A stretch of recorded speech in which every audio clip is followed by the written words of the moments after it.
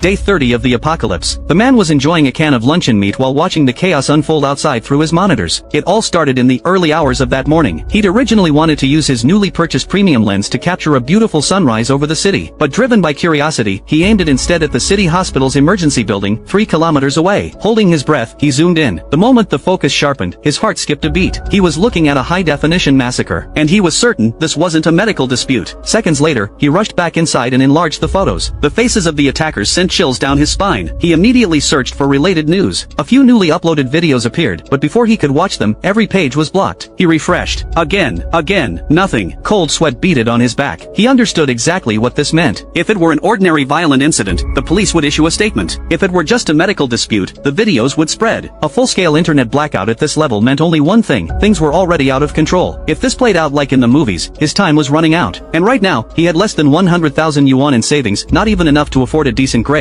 let alone build a fortress capable of holding off the infected. In that moment, he made the craziest decision of his life. He sold his treasured lenses and graphics cards. He called a recycler and demanded pickup within the hour. The price was low, but he didn't care. Still, looking at his brand new RTX 5090, he decided to keep it. Even in the apocalypse, a man needed to game. But that wasn't enough. He logged into every loan app he had, borrowing as much as possible without hesitation. In the end, he scraped together 394,000 yuan. It wasn't much, but his odds of survival were climbing. Fear was useless. Survival was just math. An adult's basal metabolic rate required 2,500 calories a day. He ordered 500 kilograms of rice, 1,800 liters of purified water, and 500 kilograms of canned meat. In the end times, these would be worth more than gold. And every last yuan in his bank account, he planned to spend it all. He called a building supply store and bought the most expensive vault door they had, solid 10mm steel. But he demanded a wooden camouflage veneer to be installed at his apartment entrance by 8 a.m. the next morning. He offered a 50% premium for the rush job. Watching his balance drop by 52,000 yuan in an instant, he felt an absurd sense of security. As he hung up, the sun was just rising. Golden light pierced through the clouds, spilling across the city. Below, the streets were waking. Street sweepers worked their brooms. Breakfast stalls steamed with warmth. People hurried past, rushing to work. Everything looked ordinary, peaceful, even. But he knew this calm was about to shatter. Then a siren wailed. The sound drilled into his skull. 3 ambulances screamed through the intersection below, running red lights, nearly flipping a delivery bike. Red and blue strobes flashed like warnings from another world. He watched, expressionless. Only he knew what this meant. The survival countdown had officially begun.